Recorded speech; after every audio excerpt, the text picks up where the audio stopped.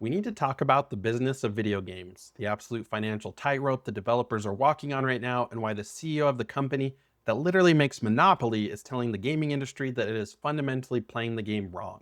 Yes, today we're talking about Chris Cox, the CEO of Hasbro. Now I know what you're thinking, Kyler, why are we talking about the toy guys? Why are we talking about the people who make Transformers action figures, My Little Pony, and the board game that ruins family Thanksgiving dinners?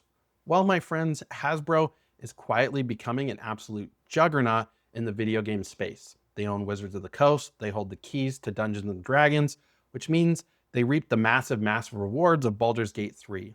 And they're backing some huge upcoming projects like that sci-fi RPG Exodus. They're playing in the big leagues now, and recently Chris Cox dropped some absolute truth bombs about the financial reality of making video games, and honestly, it's terrifying, but it also explains exactly why the industry feels so completely broken right now. He flat out said the video game industry needs to think about things differently. When a billionaire CEO says we need to think differently, usually I roll my eyes and expect some pitch for the metaverse or digital real estate. But no, his reasoning actually makes perfect mathematical sense. He laid out the math of game development in a way that honestly feels like a wake-up call. Let's break down the reality of what it takes to make a AAA video game in today's market. According to the Hasbro boss, any given video game right now has a 20 to 30% chance of being successful. Let me repeat that, because I need that to marinate in your brain for a second. 20 to 30%. That means if a studio greenlights a game today, there's a 70 to 80% chance that it is going to financially flop, underperform, or just flat out bomb. Imagine going to a casino, walking up to the roulette table, and the dealer looks you dead in the eye and says, "Hey man, if you put $200 million on this table, you have an 80% chance of losing all of it. Also, the spin takes 5 to 7 years to finish." Would you take that bet? Absolutely not. You run into that casino and go buy a sandwich. But that is the exact bet that game publishers are taking every single day. They are pouring hundreds of millions of dollars, and according to Chris, a minimum of 1,000 man-years of effort into projects that have a statistically massive probability of failing. And why is the failure rate so high? Because the cost of entry has skyrocketed.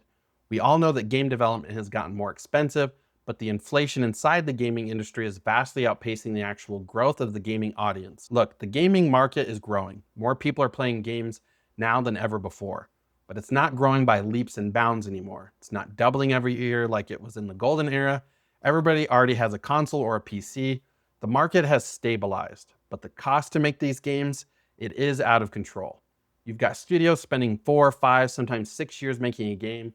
You have massive teams, cutting-edge motion capture, celebrity voice actors, licensed music, marketing budgets that rival some Marvel movies. And all of that input cost, let's call it X, has to be justified by the output, which is Y. But how do you maximize Y when the price of games is basically capped? Consumers push back incredibly hard when games went from $60 to $70. And rightfully so, things are expensive right now. You literally cannot charge gamers $120 for a base game. The pricing power simply does not exist. So you have a situation where the input costs are astronomical. The price point you can sell it at is completely frozen, and the audience isn't expanding fast enough to make up the difference in pure volume. This is why every single major publisher is panicking. This is why we're seeing so many studios close their doors, so many layoffs, and so many completely bizarre business decisions. They're terrified of that 80% failure rate. They know that to survive, they have to hit a grand slam, which means they have to cover the cost of all their unsuccessful bets with one absolute mega hit. And how has the industry historically tried to solve this? By monetizing the absolute soul out of every game they release. Which brings me to the next massive point. For the last 10 years, the industry's answer to this financial crisis was the live service model, the battle pass, the microtransactions, the roadmaps, the daily login bonuses. They thought, hey, if we can't charge them $100 up front, we'll charge them $70, and then we will slowly bleed them dry with $20 character skins, battle passes, and premium currencies. But gamers are exhausted. We're so completely burnt out on live service games. Every time a new multiplayer game gets announced with a seasonal roadmap, you can practically hear the collective groan of the entire gaming community. We don't want a second job, we just want to play a video game. And here's where the Hasbro strategy actually gets really interesting and honestly super refreshing. Despite holding the purse strings to massive IPs, their current stance is to rely heavily on a more traditional business model. They're actively stepping away from the whole complex battle pass and free-to-play economics trap for their premium titles. Their philosophy right now is literally just, hey, here's the price for your game, buy it, own it, play it. Do you know how insane it is that in the modern era, a company saying, we're just going to sell you a complete game for a flat price feels like a revolutionary act, feels like we are in the Twilight Zone. But from a marketing consumer psychology standpoint, it is brilliant. When Baldur's Gate 3 launched, it had no microtransactions, it had no battle pass, it was a massive, complete, incredibly deep game that you bought once, and it printed money. It proved that if you make a phenomenally good game and you treat your customers with respect, they will throw their wallets at you. You don't need to trick them with confusing in-game currencies. You just need to deliver value. But even with a traditional business model, you still have to solve the problem of those massive development costs. You still have to bring down the budget so that a game doesn't need to sell 10 million copies just to break even. And this leads us to the most controversial topic in gaming right now, the absolute lightning rod of debate, artificial intelligence. Chris Cox didn't shy away from it. He straight up admitted that a lot of gamers today absolutely hate the idea of AI in video games, and he is not wrong. When we hear AI in gaming, we immediately think of the worst case scenarios. We think of soulless, machine-generated dialogue that sounds like a robot reading a dictionary. We think of weird, wonky AI art replacing incredibly talented concept artists. We think of companies cutting corners just to save a quick buck, resulting in a game that feels completely devoid of human passion and creativity. But he also made a prediction that we all need to seriously chew on.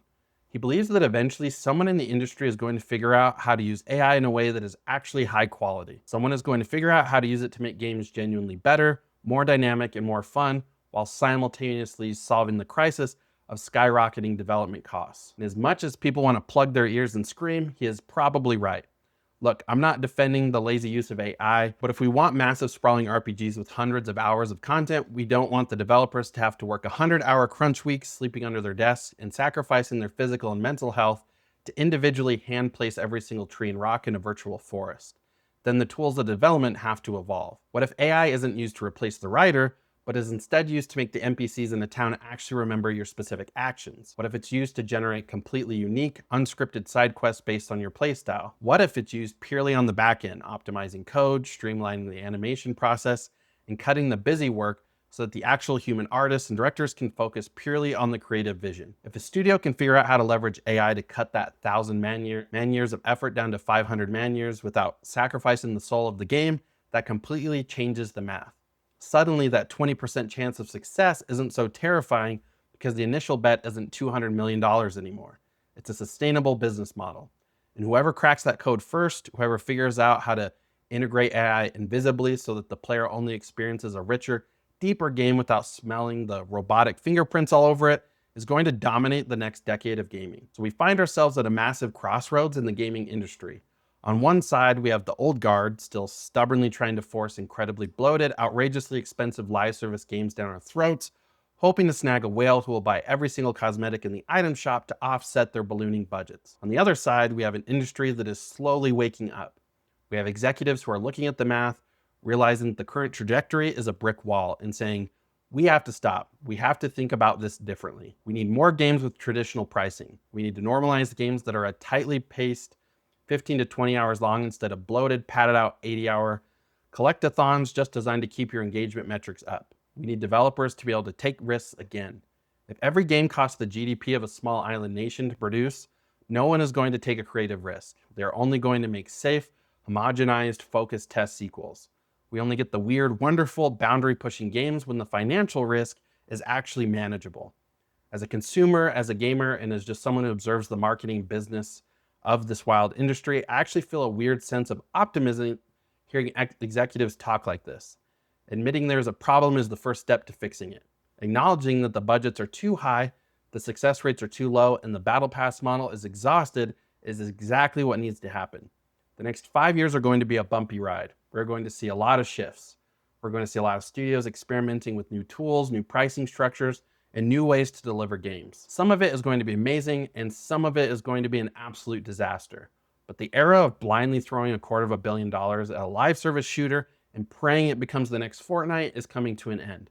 The mass simply doesn't support it anymore. I want to know what you guys think about all of this. Do you agree with the Hasbro boss? Are you willing to accept a future where game developers use AI tools if it means we get better games faster without the studios going bankrupt? Or do you think there's another way to solve the ballooning cost of game development? And more importantly, are you as utterly relieved as I am to hear a major executive say they just want to sell a game for a flat price without a complex battle pass? Drop your thoughts in the comments down below. You know I read them. I love arguing with you guys. I love hearing your perspectives. It really helps me gauge where the community is at. If If you made it this far in the video, you are an absolute legend. Hit that like button. It legitimately helps the channel out against the almighty algorithm. Subscribe if you haven't already. We are building an amazing community here of people who just genuinely care about the present and the future of gaming. Share this video with a friend who still thinks every game needs a season pass. Thank you guys so much for watching, for hanging out, and for giving me a little bit of your time today. Stay safe out there, play some good games, support the developers who are actually doing it right, and as always, I will catch you guys in the next video. Peace.